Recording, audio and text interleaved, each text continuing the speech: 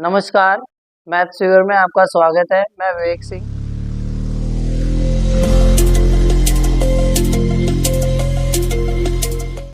आज हम प्रोबेबिलिटी में 16.3 में एक्सरसाइज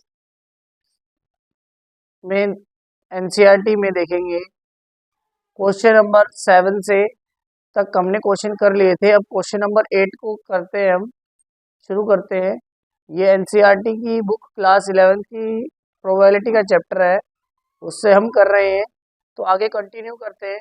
तो क्वेश्चन नंबर 8 हमारे पास है, 3 coins are tossed once. 3 coins को हम क्या करेंगे, टॉस करेंगे। Find the probability of getting 3 heads, 2 heads, at least 2 heads, at most 2 heads, no heads, 3 tails, exactly 2 tails, no tails, at most 2 tails. तो ये हमारा क्वेश्चन है। तो आओ शुरू करते हैं। तो क्वेश्चन में सबसे पहले मैंने सैंपल स्पेस पहले से ही बना के लिख लिया है। सैंपल स्पेस कैसे बनाना होता है आपको पिछली वीडियोस में मैं बता चुका हूँ, तो इसीलिए मैंने पहले डायरेक्टली फॉर्म कर लिया है सैंपल स्पेस को। तो देखो, पहले 3 बार हेड आ गया, 3 बार हमने क्या किया है, कॉइन को टॉस किया है, तो 3 हेड आ गए हैं। ऐसे हमने ये सैंपल स्पेस को फॉर्म कर लिया है। तो आए हम पहले वाले की प्रोबेबिलिटी निकालते हैं। पहला वाला बोलता है 3 हेड्स, तो हम इवेंट मानते हैं, A be the event, A event मान लिया। गेटिंग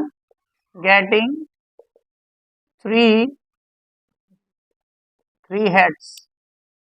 तो बेटा ये 3 हेड्स की प्रोबेबिलिटी पी ऑफ ए।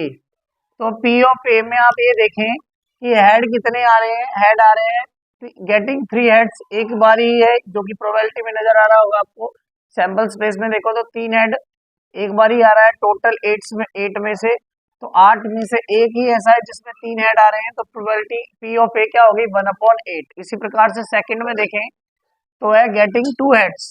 तो बी में मान लेता हूँ, बी हमने मान ली कि बी हमारा इवेंट है और उसमें हमारे क्या गेटिंग 2 हेड्स, 2 हेड्स हमारे यहाँ है। तो 2 हेड्स के लिए हमारा पी ऑफ बी क्या बनेगा, तो देखें आप, पी ऑफ बी के अंदर गेटिंग 2 हेड्स में 2 हेड इसमें भी आ रहे हैं, इसमें भी आ रहे हैं, इसमें भी आ रहे हैं, 2 हेड आ रहे हैं। अच्छा एक बात है, गेटिंग 2 हेड्स, 2 हेड्स की बात हो रही है, 2 हेड्स। तो देखो 2 हेड वाले कितने हो गए, यहाँ पर हमारे 3 ऐसे हैं जिसके अंदर 2 क्या है, हेड आ रहे हैं, 2 हेड तो आ ही रहे हैं। तो आपके यहाँ पर क्या आ जाएंगे, तो देखो यहाँ पर आपका आ गया टोटल कितने हैं, 8 में से गेटिंग 2 हेड में आप एक चीज देखें, इसमें भी आपके 2 हेड तो ही है, भले ही तीनों के तीनों हेड है, मगर 2 हेड्स की बोली है, तो 2 हेड में ये भी गिना जाएगा आपका। तो आपके ये कितने हो गए, 4। तो 4/8 ये कट जाएगा, कितना बन जाएगा, 1/2। शायद आपको समझ आ गया होगा। फिर तीसरा देखते हैं, तीसरे पॉइंट में। तो तीसरा पॉइंट है एटलीस्ट 2 हेड्स, एटलीस्ट 2 हेड्स, ठीक है, एटलीस्ट 2 हेड्स। आप इसमें 3 ही रखें, ये थोड़ा सा गड़बड़ हो रहा है, इसमें आप हेड में गेटिंग 2 हेड वाले में यही रखेंगे तो 3 हो जाएगा, 3/8 हो जाएगा, ठीक है। एटलीस्ट 2 हेड्स में देखेंगे तो एटलीस्ट 2 हेड्स में मैंने मान लिया सी एक इवेंट मान लिया, जिसमें getting at least 2 heads, least 2 heads. तो कम से कम 2 हेड आने चाहिए या उससे ज्यादा भी हो तो सही है, कोई बात नहीं। तो देखो हमारा पी ऑफ सी क्या बन गया, पी ऑफ सी में होगा 8। देखो कम से कम 2 होने चाहिए और उससे ज्यादा हो तो कोई बात नहीं, तो ये भी ऐड होएगा, तो यह आ जाएगा 4/8, कटेगा 1/2 आ जाएगा, ये आपकी प्रोबेबिलिटी होगी।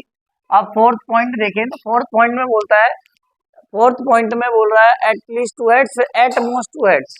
तो हमने इसको मान लिया ABCD वाला हमने इवेंट मान लिया, eight most 2 heads, at most 2 heads. तो एट मोस्ट 2 हेड्स में तो हम ये देखेंगे, तो P ऑफ D क्या आ जाएगा, P ऑफ D की वैल्यू हो जाएगी आपकी, नीचे आ जाएगा 8, ठीक है। एट मोस्ट 2 हेड्स में तो यहाँ वैल्यू आप देखें तो वो बोल रहा है ज्यादा से ज्यादा 2 हेड आएंगे, उससे कम आना चाहिए। तो देखो ज्यादा से ज्यादा 2 हेड में ये 2 हेड आ गए, ये 2 हेड आ गए, ये 2 हेड आ गए, और उससे कम हेड, ज्यादा से ज्यादा 2 हेड आ जाए या एटमोस्ट 2 हेड्स की बात हो रही है ना, तो वो बोल रहा है ज्यादा से ज्यादा 2 हेड आ जाए या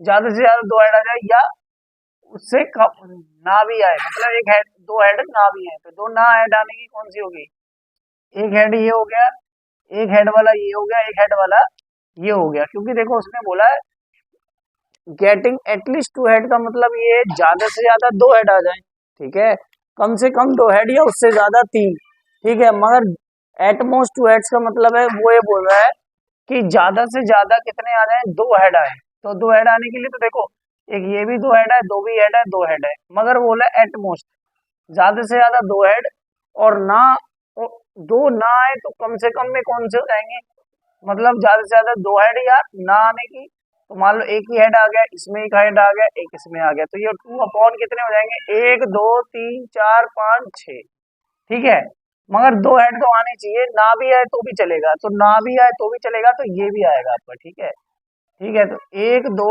तीन चार पाँच छः सात, तो इसमें कितना आ जाएगा, सात आ जाएगा एटमोस्ट टू हेड्स में, क्योंकि हमारे ज्यादा से ज्यादा दो वो ये बोलता है एटमोस्ट में दो हेड आने चाहिए, दो हेड ना आए तो बाकी क्या बचेंगे, एक हेड आएगा या एक भी हेड ना आए, ज्यादा से ज्यादा दो आने के लिए, ज्यादा से ज्यादा दो आने के लिए तो आपका दो हेड आना चाहिए, फिर या तो एक आ जाए, मगर ना भी आए तो भी चलेगा, मतलब ये है एटलीस्ट में ज्यादा लिखना होता है, एटमोस्ट में कम लिखना होता है, ठीक है। अच्छा, अब आ गया आपका फिफ्थ पॉइंट, तो फिफ्थ पॉइंट में आप देखें तो फिफ्थ पॉइंट में नो हेड, फिफ्थ पॉइंट में क्या है, नो हेड, कोई भी हेड ना आए, तो ABCD इवेंट मान ले रहे हैं, no getting no head, getting getting no head, कोई भी हेड नहीं आएगा, तो गेटिंग नो हेड में देखेंगे P ऑफ E, तो P ऑफ E में देखें आप गेटिंग नो हेड में, तो पहली बात तो आपका नीचे आएगा 8, टोटल तो 8 ही है, अच्छा नो हेड जिसमें हेड ही नहीं है एक भी, तो हेड ना एक होने वाली भी कौन सी है, यही तो वैल्यू जिसमें कोई भी हेड नहीं है, क्या है 1/8 आ गया। अब अगली वैल्यू है 6 पॉइंट है आपका, 6 पॉइंट में बोला है 6 पॉइंट में थ्री टेल्स गेटिंग, तो F मान लेते हैं गेटिंग गेटिंग थ्री टेल्स, तो तीन टेल्स वाला कौन सा है, तीन टेल्स वाला हमारा कौन सा हो जाएगा, तीन टेल वाला यही हो जाएगा, तो P ऑफ F भी क्या बनेगा आपका 1/8 ही बनेगा, क्योंकि 8 में एक इवेंट ऐसा है जो कि जिसमें तीनों की तीनों क्या है टेल है। अब आ जाए नेक्स्ट वाले पे, तो नेक्स्ट वाला है exactly two tails, exactly F G event मान लिया getting getting exactly exactly two tails, तो कम उसमें बोला कि दो टेल्स आने चाहिए, तो पी ऑफ जी में देखें एग्जैक्टली टू टेल्स में, तो दो टेल वाले देखे आप, एक ये दो टेल वाला, एक ये हो गया, एक ये हो गया, एक ये हो गया, ये दो एग्जैक्टली दो टेल हो गए, तो ये हो गया 8/3/8 हो गया, ठीक है, फिर आ गया, फिर अगला 8 पॉइंट आ गया आपका, 8 पॉइंट में क्या बोला है, 8 पॉइंट में वो ये कह रहा है 8 पॉइंट में नो टेल, कोई भी टेल नहीं आ रहा, ठीक है, 8 पॉइंट में क्या बोला है नो टेल, तो एच मिनी इवेंट वाले नो टेल अकर, ठीक है, गेटिंग नो टेल, तो P ऑफ H क्या हो जाएगा, P ऑफ H हो जाएगा आपका नो टेल में 8, और नो टेल में आप देखो टेल किस में नहीं आया, सिर्फ हेड हेड हेड में नहीं आया, तो ये आपका एक बनेगा, तो ये हो जाएगा 1/8 हो जाएगा, लास्ट आपका है 8 फोर्स, नाइन्थ है, नाइन्थ को मैं यहाँ लिख दे रहा हूँ, यहाँ पर हमारे पास स्पेस है, तो यहाँ नाइन्थ वाले को देखते हैं, तो नाइन्थ वाले में बोला उसने क्या, नाइन्थ में बोला है at most two tails, I event मान लेते हैं, आई इवेंट में getting getting at most two tails, ठीक है, टू टेल्स में तो ये आ जाएगा P ऑफ आई, ये आ गया टोटल 8 में से, 8 में से जिसमें बोला एटमोस्ट, वो बोला कम से कम दो टेल आए, नाम ही आए तो भी चलेगा, तो देखो हमारे पास इन सब में देखेंगे आप, तो यहाँ आप देख सकते हैं गेटिंग एटमोस्ट टू टेल्स, तो दो दो टेल वाला देखो पहले, एक ये एक ये एक ये, ठीक है, गेटिंग टू टेल्स, और टेल ना भी आए तो भी चलेगा, क्यों कम एटमोस्ट का होता है ज्यादा से ज्यादा 2 टेल आए, और नहीं भी आएगा तो भी चलेगा, तो ना भी आए तो एक ये भी, एक ये भी, एक ये भी और ये भी, ठीक है, मगर 2 टेल आने चाहिए, या एक टेल आ जाए तो भी चल जाएगा, ठीक है। तो हमारी कौन कौन सी वैल्यू आ जाएंगी इसमें, 1 2 3 4 5 6, 6 7 वैल्यू होगी, तो ये 7/8 हो गया। शायद आपको यहाँ तक समझ आ गया होगा, ये आपकी वैल्यूज हो गई, ठीक है। इसको थोड़ा ध्यान से देखेंगे और आपको समझ आ जाएगा बिल्कुल। अच्छा, क्वेश्चन नंबर 9 देखते हैं। तो क्वेश्चन नंबर 9 में क्या है, if 2/11 is the probability of an event, what is the probability of the event not a, मतलब ये बोल रहा है किसी इवेंट की जो प्रोबेबिलिटी आपको गिवन है, वो प्रोबेबिलिटी, वो इवेंट कौन सा, ए इवेंट है, जो कि प्रोबेबिलिटी कितनी है, 2/11 है। तो वो ये बोल रहा है कि मुझे इवेंट में ए की वैल्यू ना हो, उस इवेंट में ना हो तो क्या प्रोबेबिलिटी होगी। तो देखो प्रोबेबिलिटी क्या होगी, कैसे निकालेंगे, तो हम जानते हैं, हमने बताया था जब क्वेश्चन करने से पहले कि प्रोबेबिलिटी की वैल्यू एक से ज्यादा तो होती नहीं है। तो देखो हमने मान लिया ए क्या है, पी हमारे पास गिवन है, हमारे पास क्या गिवन है हमारे पास probability of A, probability of A क्या है, 2/11। अब probability of not of A पूछ रहा है, वो क्या पूछ रहा है, नॉट को हम ए डैश लिखते हैं, जो कि हमारे पास है नहीं है। तो हम जानते हैं probability of A plus probability of not of A is equal to 1 होगा। क्यों होगा 1, हम पहले डिस्कस कर चुके हैं, तो सिर्फ इसका फॉर्मूला ही यूज करेंगे, क्योंकि किसी भी प्रोबेबिलिटी का जो टोटल जोड़ होता है वो 1 के इक्वल होता है। तो ये यहाँ पर इस साइड प्लस में, उधर जाके क्या हो जाएगा माइनस में। तो पी ए डैश का मीन क्या है, नॉट ए, ठीक है। ए डैश का क्या मीन है, पी, इसको हम ऐसे भी लिख सकते हैं, पी नॉट ए जो ए में नहीं है। तो P dash of A is equal to क्या हो जाएगा, 1 - 2/11। तो आप एलसीएम ले लेंगे, 11 आ जाएगा, 11 - 2 इज इक्वल टू 9/11। तो पी ए डैश क्या आ जाएगा हमारा, 9/11। ये आपको आ गया P of A, P dash A मतलब पी नॉट ए की वैल्यू आ गई हमारी 9/11। शायद आपको समझ आ गया होगा, ऐसा क्वेश्चन पेपर में 1 मार्क्स में आता है।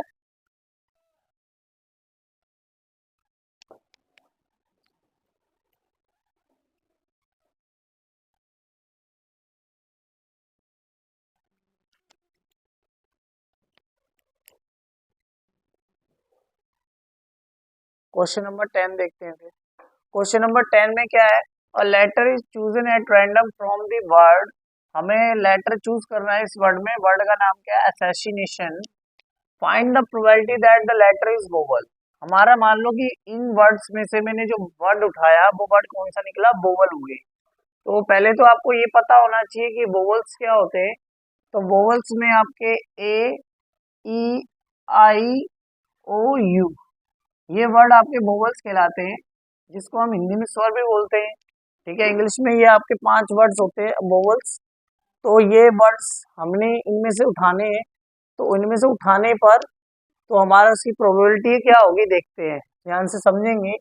तो टोटल नंबर ऑफ वर्ड्स कितने, the total total number of words total number of words is equal to, आप देख सकते हैं 3 3 6 3 9 और 3 12 और एक 13, ठीक है। ये असैसिनेशन में आपके कितने 13 वर्ड्स हो गए टोटल, ठीक है। तो असैसिन में टोटल वर्ड्स कितने हो गए, टोटल वर्ड्स 13 हो गए। अच्छा, अब वो बोल रहा है प्रोबेबिलिटी, तो हम ए इवेंट ले लेते हैं। ए इवेंट में getting getting getting vowel vowel getting vowel. तो पी ऑफ ए क्या बन गया आपका, पी ऑफ ए बन जाएगा। देखो टोटल वर्ड्स 13 है। अब आप इसमें वोवल चेक करते हैं, हमारे पास वोवल कौन कौन से, देखो ए एक वोवल है, एक वोवल है, ये आई एक वोवल है, ए भी वोवल है, आई एक वोवल है और ओ। तो 1 2 3 4 5 6, तो हमारे पास वोवल्स कितने निकल आए, 6 वोवल्स निकल गए। तो 6/13 हमारे क्या हो गए, वोवल्स आ गए। अब वो पूछ रहा है, तो दूसरे में पूछ रहा है कॉन्सोनेंट। तो देखो बी हम मान लेंगे, be getting consonant, getting consonant, getting consonant.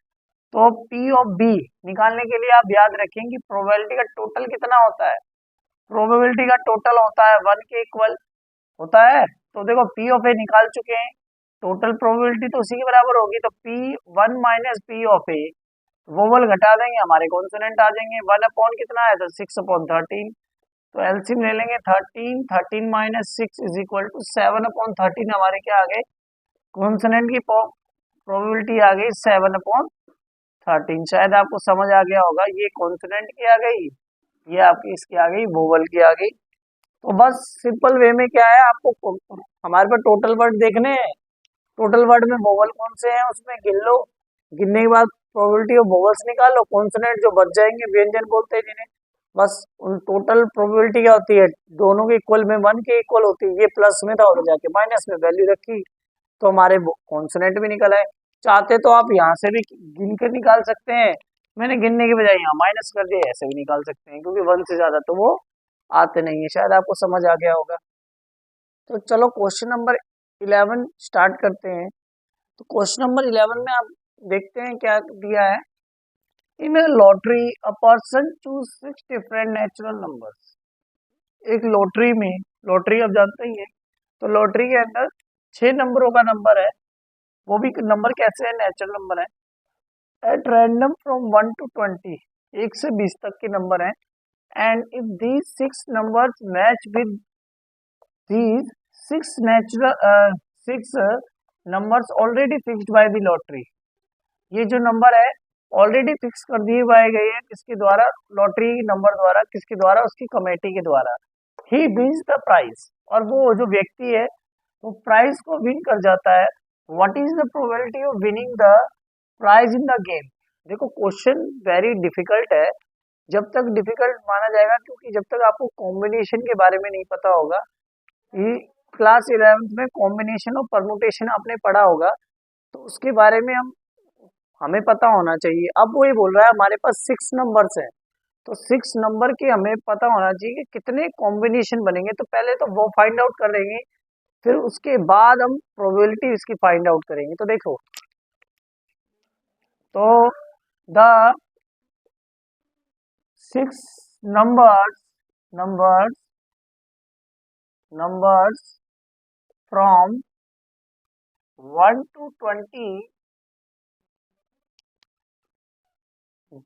1 to 20, the number of the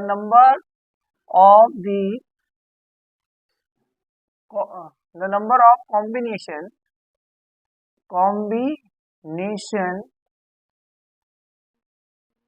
the number of combination 20 C to 6।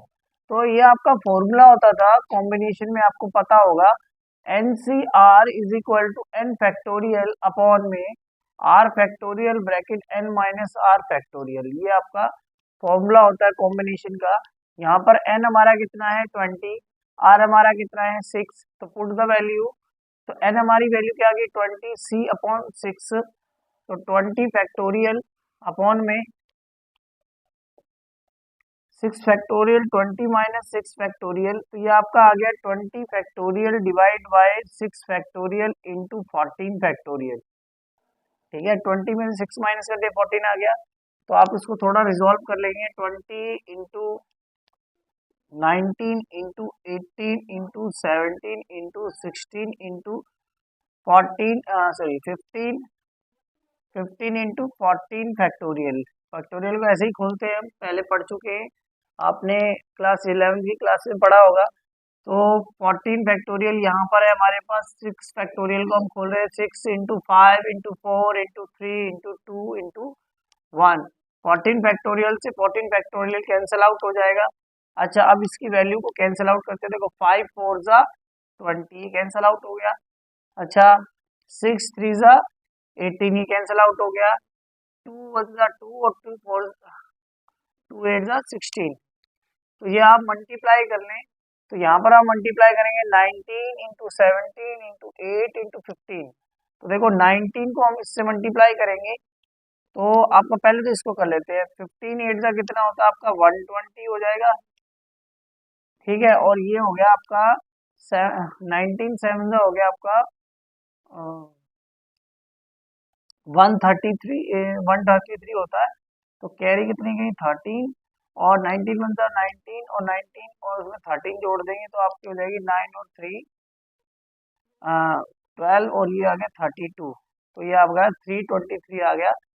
12 से मल्टीप्लाई करते हैं तो 12 3 से 36 हो गया। कैरी कितनी गई 3, 12 2 से 24, 24 और 3 24 और 3 27, कैरी कितनी गई 2, ये आ गया 36, 36 और 2 38।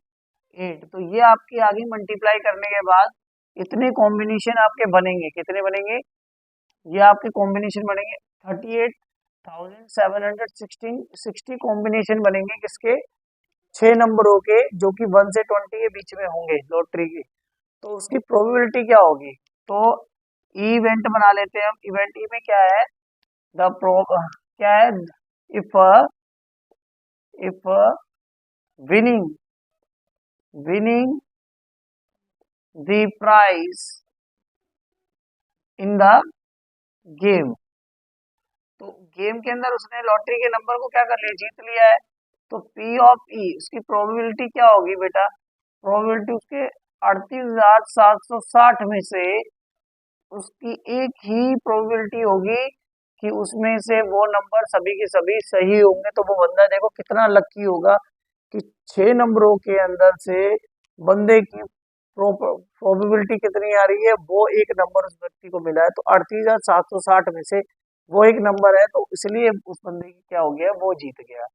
ठीक है, ये आपको ध्यान रखना है, वेरी इंपॉर्टेंट क्वेश्चन है, अलग से क्वेश्चन है, ऐसा पेपर में आ जाएगा। तो आपको जब तक कॉम्बिनेशन का तरीका नहीं पता होगा तो ये आपका क्वेश्चन सॉल्व नहीं होगा, और एक बारी में आपको जानकारी भी नहीं होगी। इसलिए इस क्वेश्चन को और पेपर के पॉइंट ऑफ व्यू से बहुत इंपॉर्टेंट है, तो उसको ध्यान से कीजिएगा। और आपको ये मेरा चैनल में वीडियोस अच्छी लगती हैं, समझ आती हैं, तो प्लीज़ मेरे चैनल को सब्सक्राइब कीजिए, और आने वाली वीडियोस को देखने के लिए चैनल सब्सक्राइब, बेल आइकन को भी दबाइए। और अच्छी लगती हैं तो जो आपको वहाँ पर थम्स अप का निशान होगा उसको क्लिक कीजिए, जिससे कि आप हमारे को प्रोत्साहन मिलता है। चलो अगर नेक्स्ट क्वेश्चन देखेंगे, तो नेक्स्ट क्वेश्चन देखते हैं। तो नेक्स्ट क्वेश्चन में क्या है, check the whether the following probability P of A and P of B are consistently defined. P of A हमें दे रखा है 0.5 0.7, पी ऑफ ए इंटरसेक्शन भी 0.6। तो देखो वो ये पूछ रहा है कि ये डिफाइंड है कि नहीं है, पहले तो ये देखना है। तो ध्यान से समझेंगे कैसे, तो देखें। तो हमारे पास जो ये प्रोबेबिलिटी दे रखी होती है, तो उसमें देखो पी ऑफ ए और पी ऑफ बी, तो ये आपकी कंसिस्टेंस की एक प्रॉपर्टी होती है। वो प्रॉपर्टी आपको याद रखनी है कि पी इंटरसेक्शन बी है, ठीक है। पी इंटरसेक्शन बी वो लेस देन इक्वल टू होना चाहिए पी ऑफ ए के, लेस देन इक्वल टू होना चाहिए। इसी प्रकार P intersection B less than equal to होना चाहिए पी ऑफ बी के।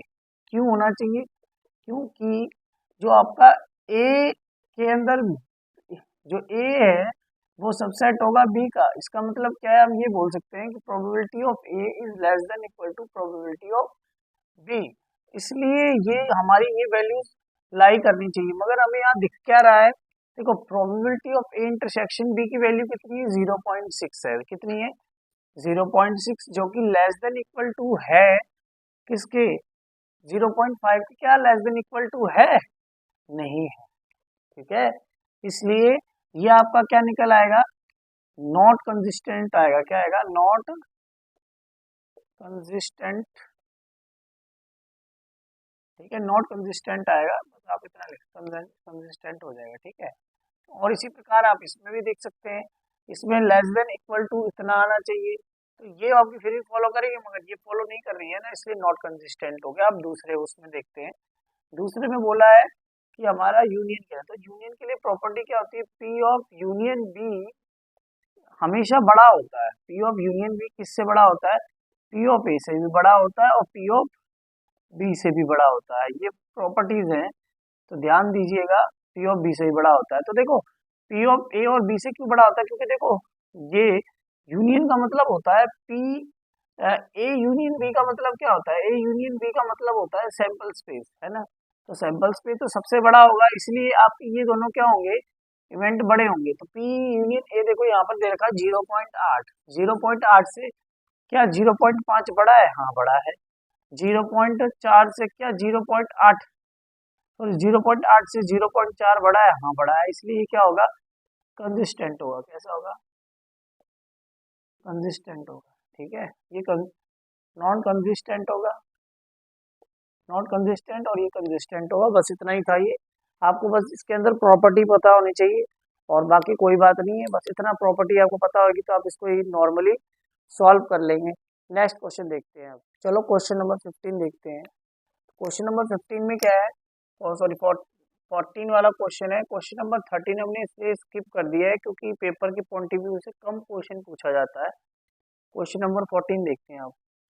देखो given P of A is equal to 3/5 and P of B is equal 1/5, find P A और B, probability of P A और B if A and B are mutually exclusive events. तो देखो mutually exclusive event के लिए क्या होता है, ये आपको प्रॉपर्टी याद करनी है। क्या है प्रॉपर्टी,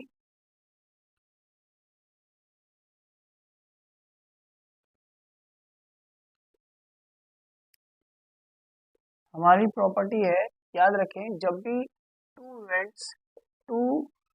इवेंट्स इवेंट्स ए और बी आर म्यूचुअली एक्सक्लूसिव होते हैं, कैसे होते हैं, म्यूचुअली एक्सक्लूसिव होते हैं, तो आपके ये क्या नाम है, पी ए यूनियन बी, ये P of A plus P of B के बराबर होते हैं। किसके, P of A plus P of B, ये याद रखना है। ए और पी, ए और बी का मतलब ही यही होता है, यूनियन, ठीक है। तो हम यहाँ पर ए प्लस बी लिखेंगे। देखो पी ऑफ ए कितना है 3/5, पी ऑफ कितना है 1/5, ये हो गया आपका कितना 4/5। शायद आपको यहाँ तक समझ आ गया होगा। तो ये आपका क्या हो गया, म्यूचुअली एक्सक्लूसिव के निकल आए प्रोबेबिलिटी। अब क्वेश्चन नंबर 15 देखेंगे, आइए क्वेश्चन नंबर 15 देखें। क्वेश्चन नंबर 15 को ध्यान से समझिएगा, इंपॉर्टेंट क्वेश्चन है। If E and F are event such that P of E is equal to 1/4, P of F is equal to 1/2 and P E and F is equal to 1/8, मतलब and का मतलब होता है intersection, 1/8 दे रखा है। Find E और F, P not E and P not F, ये हमें निकालना है। ये हमें दो प्रोबेबिलिटीज निकालनी है, तो ध्यान से समझेंगे, प्रॉपर्टीज पे ही काम चलेगा हमारा। तो देखो मेन दो प्रॉपर्टीज की यहाँ पर क्या यूज होगी, देखो प्रॉपर्टी याद रखनी है आपने। पहली प्रॉपर्टी याद रखनी है कि देखो पी ए यूनियन बी पूछा जाए आपसे, पी और, ठीक है, ये पी ए यूनियन बी पूछा जाए तो क्या होता है, P of A plus P of B minus P A intersection B. यहाँ पर देखो पी आ रहा है, आपने फर्स्ट चैप्टर में पढ़ा था, यहाँ पर पी की जगह पर एन आता था जब हमने पहला चैप्टर पढ़ा था क्लास 11th में, तब यहाँ पर क्या आता है, एन आता है, प्रोबेबिलिटी में क्या आता है, पी आता है। ये हमारी पहली प्रॉपर्टी है, इसका यूज करते हैं। देखो पी ए और बी का मतलब ही यही होता है, ठीक है। मैं इसको यही लिख रहा हूँ, क्वेश्चन में ये पूछा इसलिए। ए की जगह पर मैं ई का यूज करूंगा और बी की जगह पर मैं किसका यूज करूंगा, एफ का। तो देखो P of E plus P of F minus P of E intersection F. तो देखो पी ऑफ ई की वैल्यू कितनी है 1/4, एफ की 1/2 माइनस 1/8, ठीक है। क्योंकि हमारे पास ये एंड वाला क्या है, ये कुछ नहीं है, पी ई इंटरसेक्शन एफ ही है, ठीक है। ये एक बात याद रखेंगे, यही होता है। तो इसको सॉल्व कर लेते हैं। एलसीएम कितना आ जाएगा मेरा, 80 आएगा। 4 2 जा 8 होता है तो 2 आएगा, 2 4 जा 8 होता है तो 4 आ गया, माइनस 1 का 1 ही, तो 4 2 5 हो गया, माइनस 1 हो जाएगा तो कितना आएगा 4 अपॉन, नहीं सॉरी 6, तो 5 ही आ जाएगा, सॉरी 5/8 आ जाएगा। ये आपकी क्या आ गई probability, P of E union F की आ गई 5/8। अब देखो वो क्या पूछ रहा है, वो हमारा पूछ रहा है दूसरे पॉइंट में पूछ रहा है P E dash intersection F dash, ये पूछ रहा है। नोट का मतलब हमने डैश डाल दिया, तो इसको निकालने का तरीका, एक बात याद रखें कि ये जो वैल्यूज होती हैं ये किसके इक्वल होती है, पी ई यूनियन एफ के डैश के बराबर होती है। ठीक है, किसके बराबर होती है, पी यूनियन एफ के बराबर होती है डैश के, ये आप याद रखेंगे। बस कैसे होती है, डी मॉर्गन लॉ होता है, बस आपको रट्टा लगा लेना है। जैसे भी आप मान सकते हैं डी मॉर्गन लॉ का प्रयोग होता है जब यहाँ पर डैश होता है तो उसके यूनियन का भी डैश होता है। अब यहाँ पर वन में से हम पी ए सॉरी ई है ना, तो ई ई यूनियन एफ माइनस कर देंगे वन में से। वन में से जैसे ही माइनस करेंगे तो ई यूनियन एफ डैश आ जाएगा आपका। तो देखो वन माइनस ये आपका माइनस कितना है, 5/8। बस आपको इसको सॉल्व कर लें तो एलसीएम कितना आ गया, 8 आ गया। तो यहाँ पर 8 माइनस 5 इज इक्वल टू 3/8 आपका आ जाएगा ये। और पेपर में ये वाला ज्यादातर पूछा जाता है, इसके कम पूछने के चांसेस है, मगर ये जरूर पूछा जाएगा, तो वेरी वेरी इंपॉर्टेंट है, याद रखेंगे। ठीक है, 3/8 आपका आंसर आएगा। और ये फॉर्मूला जरूर याद रखें क्योंकि वेरी वेरी इंपॉर्टेंट पेपर में, देखो ये 11th में भी क्वेश्चन आते हैं इस टाइप से, और 12th में भी एक एक नंबर में क्वेश्चन बन जाते हैं, इसलिए ये प्रॉपर्टीज याद करना बहुत जरूरी है। इसी से ही ये फर्स्ट पॉइंट सेकंड पॉइंट दोनों ही इस तरह से क्वेश्चन पेपर में बन जाते हैं। तो आज तो इतना ही करते हैं। आपको मेरा वीडियोस में क्वेश्चन समझ आते हैं तो मेरे चैनल को सब्सक्राइब कीजिए। मेरे चैनल का नाम मैथ्स वीवर है। आने वाली वीडियोस में हम क्लास 12th की प्रोबेबिलिटी को भी सॉल्व करेंगे। आज इतना ही करते हैं और मेरा साथ निभाने के लिए धन्यवाद। और आगे आप ये चाहते हैं कि वीडियो अच्छी से अच्छी प्रोवाइड हो आपको, तो प्लीज़ मेरे चैनल को सब्सक्राइब कीजिए, शेयर कीजिए, कमेंट कीजिए और लाइक कीजिए, और सब्सक्राइब करने के बाद बेल आइकन को दबाइए। आज इतना ही करते हैं। हम यही समझते हैं कि आप हमारे चैनल को पसंद करते हैं, तो इसलिए थोड़ा सा हमारे चैनल की तरफ आप देखें, जिससे हमारे को प्रोत्साहन मिलेगा और आने वाली वीडियोस को अच्छे से अच्छा प्रोवाइड बनाना और आपको प्रोवाइड कराने की कोशिश हम करेंगे।